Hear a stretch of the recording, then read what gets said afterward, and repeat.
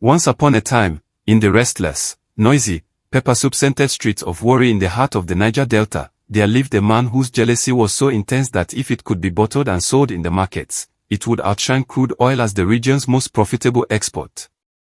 His name was Orlando Ear, Mr. Orlando Ear, as he loved to introduce himself, stretching the title like it carried royalty.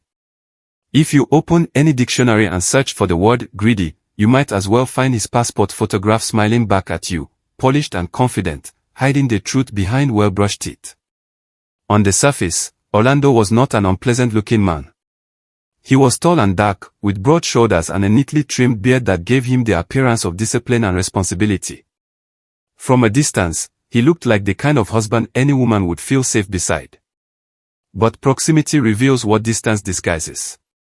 The closer you got to Orlando, the clearer it became that something vital was missing within him, a certain peace of mind, a certain generosity of spirit.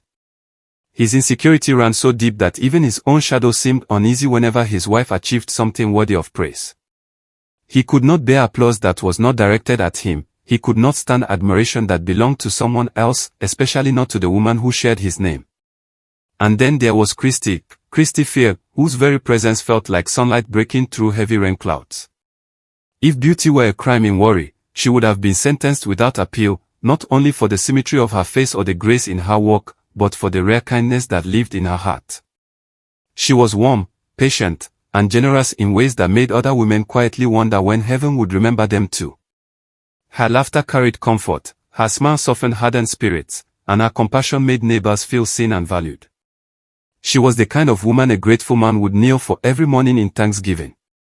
But Orlando was not a grateful man, he was a fearful one, terrified that the world might notice what he himself could not control.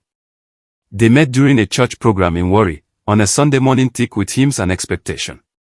Orlando walked into that building as though the walls belonged to him, shoulders squared, chin lifted, confidence radiating like expensive cologne. Christy noticed him, yes, but not because he demanded attention. She noticed him because, at first glance, he appeared steady and self-assured. What she did not yet know was that beneath that polished exterior lay a storm of envy waiting for the slightest wind to rise. Christy had been seated 3 rows ahead of him that Sunday, worshipping with a sincerity that made the entire sanctuary feel warmer. While others sang politely, she sang like someone who meant every word. While others raised their hands halfway, she lifted hers without hesitation. Orlando noticed her immediately, not just because she was beautiful, but because she radiated a quiet confidence that drew attention without asking for it. When the service ended and people began exchanging greetings, he made his way to her with calculated ease, introducing himself with a smile so polished it could have been rehearsed. From that very first day, he was sweetness itself. Yes, darling. Of course, darling. Anything you want, darling, he would say, agreeing with every opinion she expressed, laughing at every joke she made, nodding so enthusiastically it was almost mechanical. Before Christy could properly analyze the speed at which things were moving, they were engaged, families were meeting, and wedding plans were unfolding like a well-scripted drama. Before the wedding, however, Christy had insisted on honesty. She sat Orlando down one evening and spoke plainly. She told him about her position with a reputable German company, about her strong salary, about her dreams of building a stable and secure future together. I want us to be solid, she had said. I want us to plan wisely. Orlando had nodded so vigorously he looked like one of those decorative dogs placed on car dashboards, head bobbing at every bump in the road. He even beat his chest dramatically with his own hand, declaring that he fully supported her career and that he was proud of her success. In that moment, he sounded like a man who had never told a lie in his life. The wedding itself was a spectacle worthy of Warri's vibrant spirit. Held on the last Saturday of March, it felt as though the entire city paused to celebrate.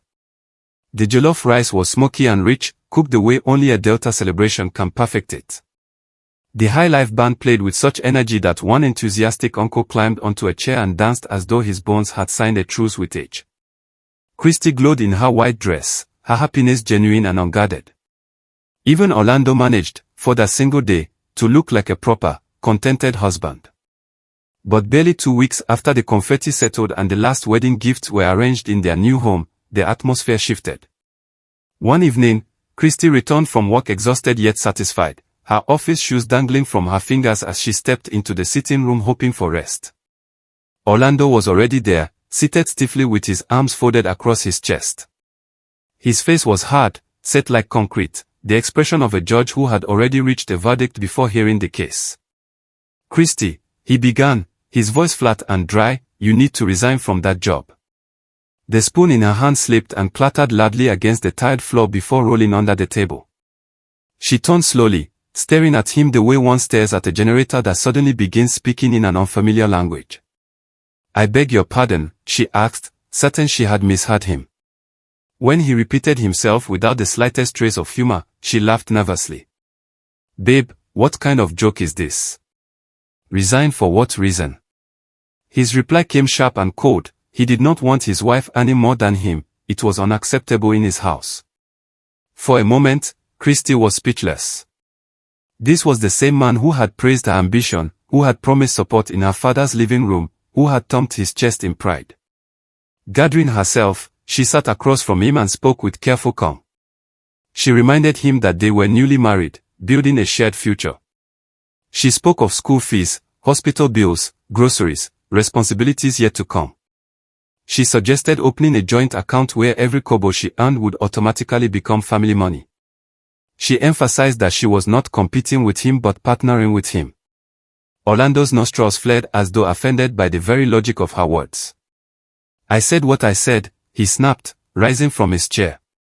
Then came the ultimatum: either she resigned or he would file for divorce. The room fell into a suffocating silence, even the ceiling fan seemed to slow its rotation in disbelief. Christy looked at the man she had married just 14 days earlier and struggled to reconcile him with the charming fiancé who had eaten in her father's house, smiling and agreeing to everything. She reminded him of those conversations, of the promises made before witnesses. "What changed?" she asked quietly. But Orlando's answer was final, cold, and immovable. He had spoken, and that was the end of it. He walked away as though he had just concluded a perfectly reasonable conversation, as though demanding that his wife dismantle her independence was the most logical thing in the world. Christy remained seated long after his footsteps faded, staring at nothing, her heart heavy with confusion and disbelief. She loved this man, at least, she loved the version of him she thought she had married. She had chosen him willingly, defended him proudly, and imagined a future built on partnership and respect. In the quiet of that evening, she convinced herself that perhaps sacrifice was part of marriage, that maybe keeping peace in her home was worth swallowing her pride. And so, the following Monday morning, with trembling fingers and a voice that tried not to crack, she called her office and submitted her resignation. Just like that, 1 million naira every month vanished from her life, gone because a man with a fragile ego had drawn a line in the sand barely 2 weeks into their marriage. What made it worse was the memory of her late father. That job had not come easily. Her father had labored his entire life, working himself to exhaustion so that at least one of his children would stand financially strong enough to support the others. He had called in favors, reached out to a German business associate, and secured that position for Christy with tears of pride in his eyes. He died believing his daughter was secure, believing her future was protected. And now, she had walked away from everything he built for her because her husband folded his arms and said no. The weight of that truth settled deep inside her chest. The days that followed stretched endlessly. Christy stayed home while the world outside continued moving. She cooked, cleaned, ate, slept, and filled the silence with television noise. She went from being a sharp, confident woman striding into an international office each morning to someone spending afternoons in a housecoat watching cartoons simply to distract herself from her thoughts. Slowly and without announcement, sadness crept in and made itself comfortable. Depression did not knock, it simply rearranged the furniture of her mind and settled there. Orlando, meanwhile, thrived. His routine remained untouched. He woke up, dressed neatly, drove to work, returned home to a prepared meal, and slept soundly. For him, life had improved. His wife was exactly where he wanted her, dependent, available, diminished. And that control satisfied him. 8 months into the marriage, another fracture appeared. One evening, Christy lay on the couch, cartoons flickering on the screen, when the front door opened.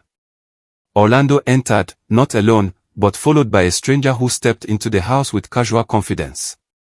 Without greeting her properly, Orlando said, "Christy, bring your car documents."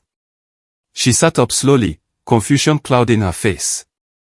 "Which car documents?" "Your Delta Camry." "Bring the papers."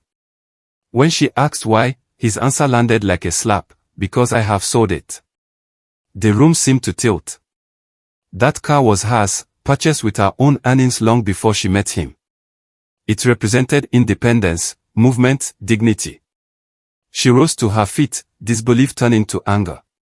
He had brought a buyer into her home without discussion, without consent, and was demanding compliance as though collecting a debt. When she raised her voice, he ordered her to lower it. When she refused, he stepped closer and spoke in that low, dangerous tone that made her stomach tighten. "Bring the documents." The implied threat hung heavy in the air. The buyer avoided eye contact, suddenly fascinated by the ceiling tiles. Christy searched her husband's face for any trace of hesitation, some flicker of remorse, some fragment of the man she once trusted. She found nothing but cold certainty. Swallowing the lump in her throat, she walked into the bedroom, retrieved the papers, and placed them silently on the table. Then she returned to the couch, picked up the remote, and stared at the screen while something inside her quietly shattered. Her car disappeared that evening, just like her job had months before. Orlando justified it by saying they could not afford 2 cars, that since she had no job she did not need one. If she needed to go out, she could use his when he was home. When she asked what she should do if he was away, he dismissed her concern as her problem to solve. 4 years passed in that suffocating pattern. 4 long years of asking her own husband for money to buy soap. 4 years of receiving transport fare in small, controlled amounts, like a schoolgirl being given pocket money. 4 years of watching him spend freely on himself while rationing her needs as though generosity would bankrupt him. During that time, 2 beautiful children were born, a daughter, Aini, and a son, S. Christy poured all the love she had left into them because they became the only part of her life untouched by control. They were hers in a way nothing else was anymore.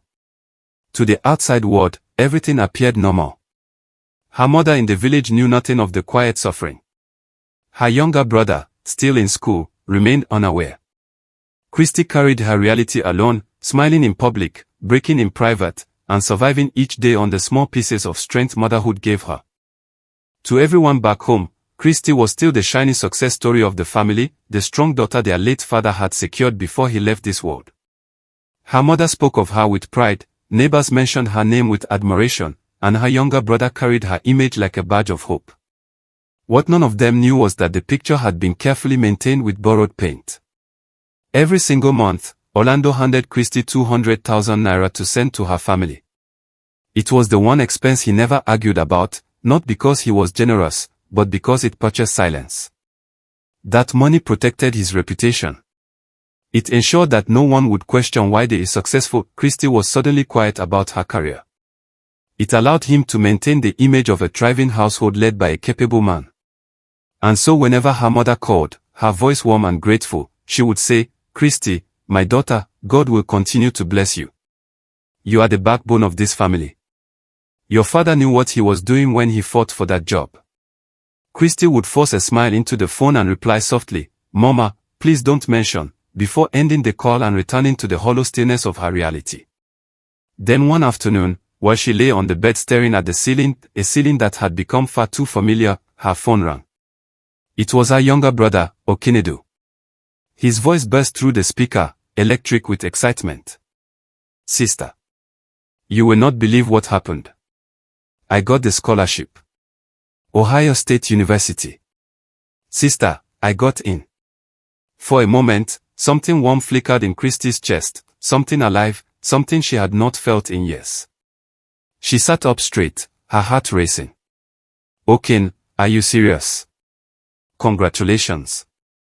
"Oh my God, congratulations." His joy was pure and unstoppable, the sound of a door swinging open after years of knocking against brick walls. He spoke of God's faithfulness, of opportunity, of the future stretching wide before him. Christy clung to his excitement like a lifeline. But after the celebration settled, his tone shifted. "Sister, are you okay? You don't sound like yourself. She answered too quickly, assuring him she was fine, redirecting the conversation back to the scholarship details. That was when he explained it wasn't fully funded. Tuition was covered, yes, but not the flight ticket. Not the initial living expenses. The deadline to confirm and book his travel was approaching fast. Then his voice grew serious, heavy with vulnerability. Sister, you're my only hope. Please don't abandon me. If I make it there and build something, I can lift all of us. Please don't let me down. After the call ended, Christy remained seated on the edge of the bed, staring blankly at the wall. There was no debate in her mind, she had to help him. The problem was brutally simple, she had nothing. No job. No savings. No car. No hidden account. She depended on Orlando for everything, from basic toiletries to transport fare. The realization pressed down on her chest like a weight. That evening, she prepared for Orlando's return with careful intention. She cooked his favorite meal, bonga and starched, filling the house with the rich delta aroma of crayfish and periwinkle. She served him attentively and waited until he was comfortable, eating, before gently introducing Okinadu's situation. Orlando listened in silence, chewing slowly. When she finished, he placed his spoon down and looked at her without emotion. I don't have that kind of money, he said flatly. She tried again, explaining that it was only for the flight and initial support, that the scholarship itself was already secured. His response was cold. He's a grown man. Let him hustle. Why is his problem my problem? Then he resumed eating as though the matter required no further discussion. A sharp ache pierced Christie's chest, but she steadied herself. If he would not help, then she would claim what was hers. Fine, she said quietly but firmly. Then give me my money from the car you sold. You said you were saving it. That car went for over 5 million naira. I have not seen a single kobo. Give it to me now, I need it for my brother. Orlando paused. Then he laughed. Not a small chuckle, but a deep, booming laugh that shook his shoulders and brought actual tears to his eyes. He wiped them away, still smiling as though she had delivered the finest joke of his life. When he finally caught his breath, he shook his head slowly. Your car money, he repeated, amusement lingering in his voice. Christy, all those years I've been giving you 200,000 naira every month to send to your mother, where exactly do you think that money was coming from? And in that moment, the last fragile illusion she had been holding onto began to crumble. I've been using your car money the whole time, Orlando said casually. There's nothing left.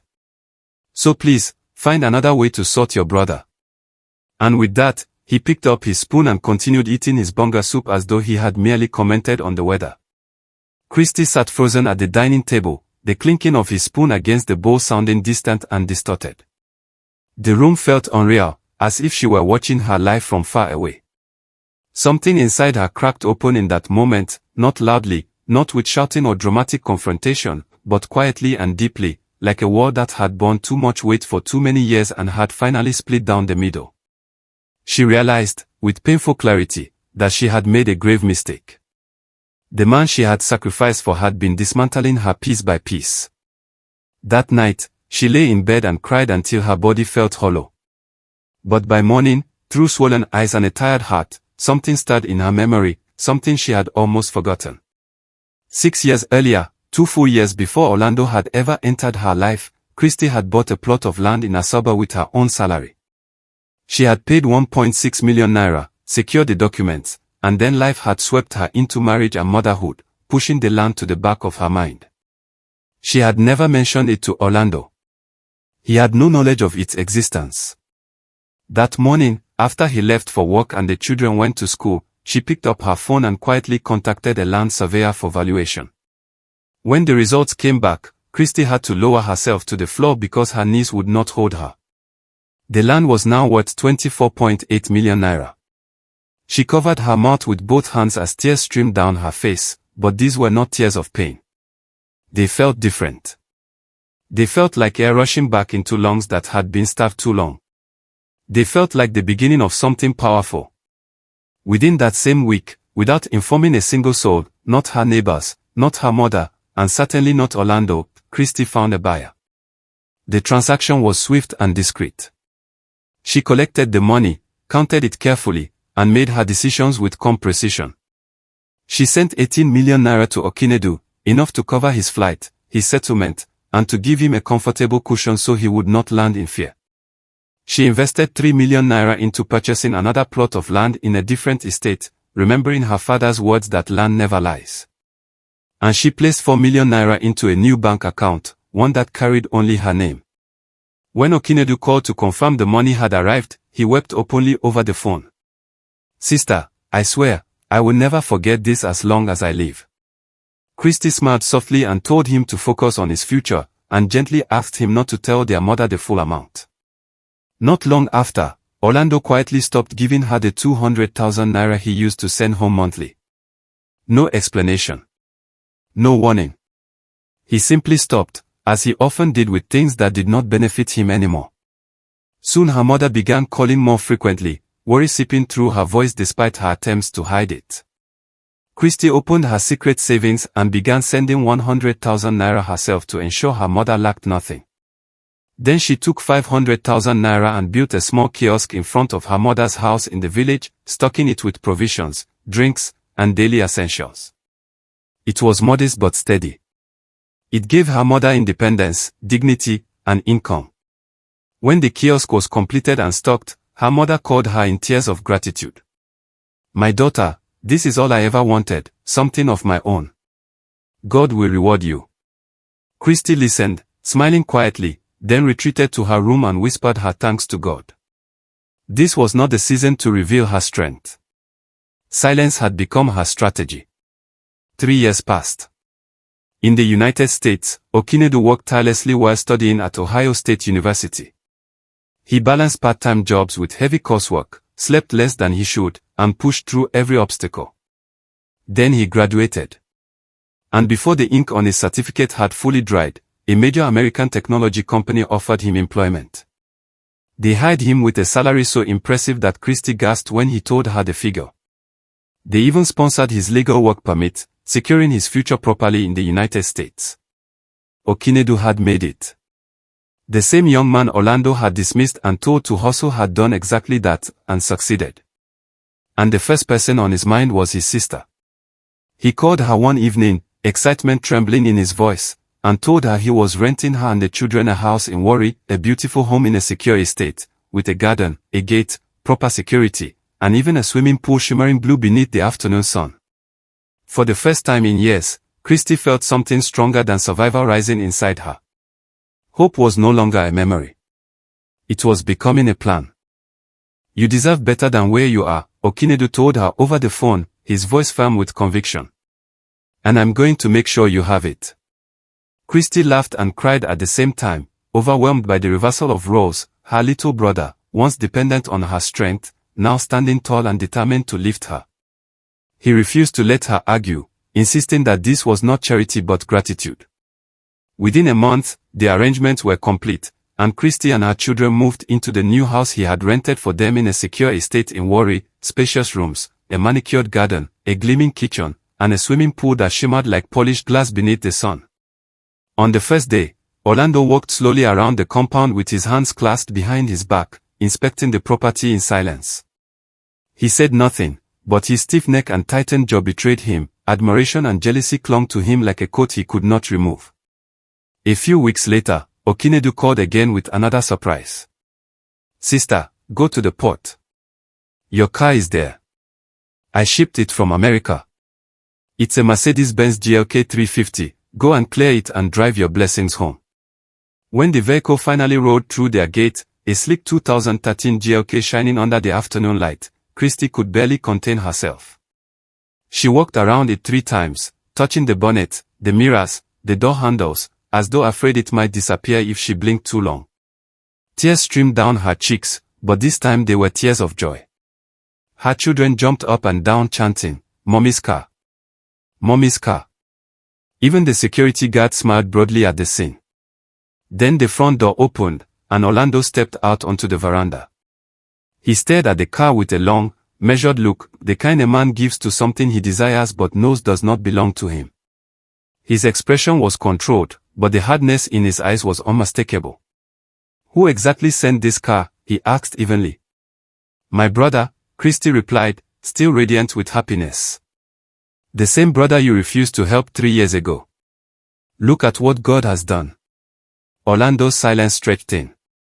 Then, quietly but sharply, he asked whether it was truly her brother or one of your boyfriends.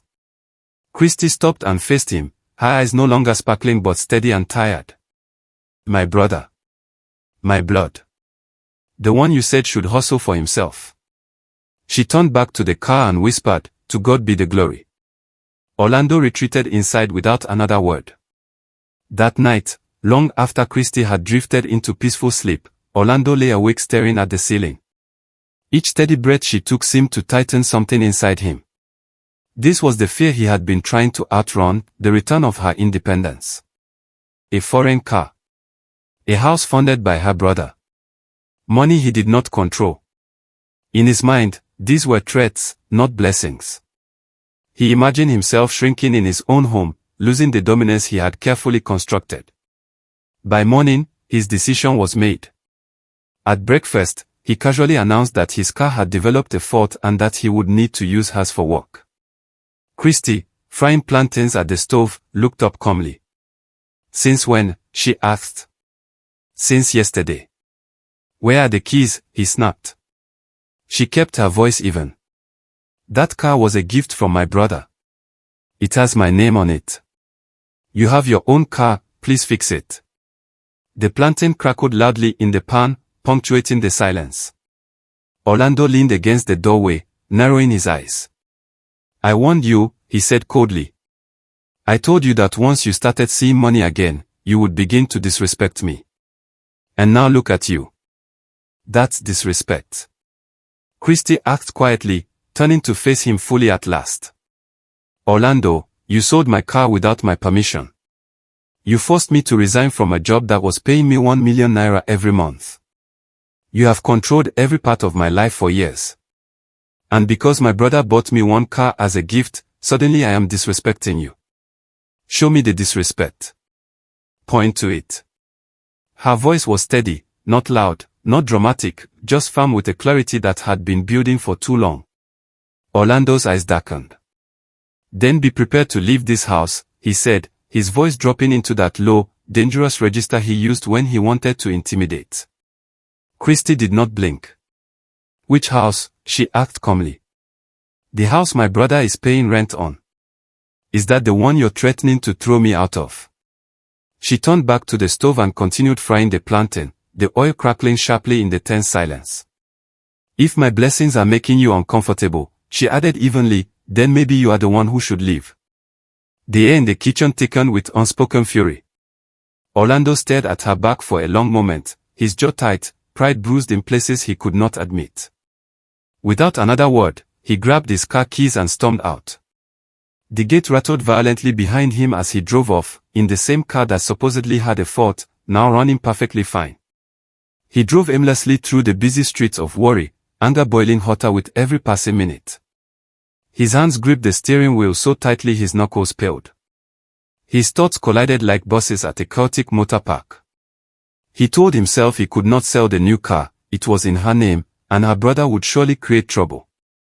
But he also knew he could not tolerate what it symbolized, her brother's success, her quiet resurgence, the slow erosion of his dominance. He refused to be a spectator in his own marriage. His pride would not allow it. As he turned onto a road near the waterside, something caught his eye, 3 forklifts stationed at a nearby construction site, their long mechanical arms raised against the morning sky like silent sentinels. He slowed down and stared at them, an idea forming, dark and reckless. The kind of idea that only grows in a mind overtaken by jealousy. He parked, stepped out, and approached the site manager. Words were exchanged. Money changed hands. A time was agreed upon. That afternoon, Christy was in the kitchen preparing vegetable soup, the rich scent of crayfish, periwinkle, fresh greens, and Audrey filling the house with the comforting aroma of a proper Niger Delta meal. The children were still at school. The house was calm. Then she heard it, a heavy mechanical rumble outside, followed by the hiss of hydraulics. Her brow furrowed. She wiped her hands on her apron and moved toward the window. What she saw made her heart stop. She rushed to the front door and flung it open. A massive yellow forklift stood in her driveway. Its long metal arm extended over her Mercedes-Benz GLK, the hook already secured beneath it. The vehicle was lifting slowly off the ground, swaying slightly as it rose into the air like something unreal. And there, standing beside the machine with calculated calm, directing the operator with small hand signals, was Orlando. Orlando. The scream tore from her before she even knew she was screaming. She ran down the steps. What are you doing? Stop. Orlando, stop this now. He did not look at her. His face was expressionless, eyes fixed on the forklift driver. His hand signaled once more. The arm moved deliberately, swinging the suspended GLK across the compound, over the trimmed garden, over the tiled patio, and finally above the clear blue water of the swimming pool. Then Orlando lowered his hand. The car dropped. The splash was explosive. Water shot upward in a towering white wave, drenching the surrounding tires and lawn. A second surge roared outward as the GLK struck the bottom of the pool. The water churned violently, foaming and rippling before slowly settling. Beneath the surface, visible through the trembling blue, the car sank into stillness, its windows filling, its lights extinguishing, its journey across oceans ending at the bottom of a backyard pool. Birds scattered from nearby trees. Neighbors appeared at their fences in stunned disbelief. A woman down the street covered her mouth with her wrapper. Someone raised a phone to record. The forklift driver, visibly shaken, unhooked the equipment as quickly as possible and reversed out of the compound without meeting anyone's eyes. Orlando walked past Christy, past her trembling hands, her tear-streaked face, her wide, disbelieving eyes, and entered the house without a word. The front door clicked shut behind him. Christy stood at the edge of the pool, staring down at the submerged car. The water continued to ripple softly, small circles spreading outward in quiet resignation. Through the blue, she could see the shadowed shape of the GLK resting on the pool floor, still, silent, and destroyed. A gift that had crossed an ocean now lay drowned in her own backyard. And as the last ripple faded, something else inside her still too, not broken this time, but changed forever. Her legs could no longer hold her. They folded beneath her, and she sank onto her knees on the wet poolside tiles, water soaking into her clothes as she stared blankly at the surface of the pool. The shock was too vast for tears, it sat heavy in her chest, pressing the air out of her lungs. She did not scream again. She did not move. She simply knelt there, her eyes fixed on the faint outline of the submerged car beneath the blue water. And in that suspended silence, a truth settled inside her with cold, undeniable clarity. She had spent years telling herself she had married a flawed man, a jealous man, a controlling man. But this was something darker. This was cruelty without hesitation. This was destruction carried out calmly, deliberately, without remorse. She had not married someone merely difficult. She had married someone dangerous. From inside the house, Orlando's voice drifted through the open sitting room windows, smooth and steady, as though he were delivering a sermon instead of confessing to violence. "I told you not to disrespect me, Christy," he called out evenly. "You refused to listen. Now see what happens." The calmness in his tone was more chilling than if he had shouted. Around the compound, neighbors stood frozen at their fences. The woman who had covered her mouth slowly lowered her wrapper. The person who had been recording lowered their phone. No one spoke. The last ripple in the pool dissolved, and the water became completely still, sealing the GLK beneath it like a grave. One silent question hovered over the entire scene, thick as smoke that refused to clear: what kind of man drops his wife's car into a swimming pool simply to prove a point? The answer was terrifying and incomplete. Because what no one present fully understood, not the whispering neighbors, not the shocked onlookers, not even Christy kneeling in stunned silence, was that this act was not the limit of Orlando's darkness. It was only a revelation. A warning. A glimpse of what pride and unchecked jealousy could grow into when fed for years. As Christy remained there on the tiles, Something shifted, not breaking this time, but hardening. The tears would come later. The shaking would come later. But in that moment, a quiet resolve began to rise where fear had once lived. The man inside that house believed he had made his final statement. He believed he had restored control. What he did not know was that destruction has consequences, and cruelty often awakens strength in the very person it tries to silence. What would Christy do next? Would she continue absorbing the blows of a man who mistook dominance for respect? Or had Orlando, in his need to crush her spirit, finally pushed her beyond the point of endurance? The water in the pool was still, but the storm in that house was only beginning to gather. Stay tuned.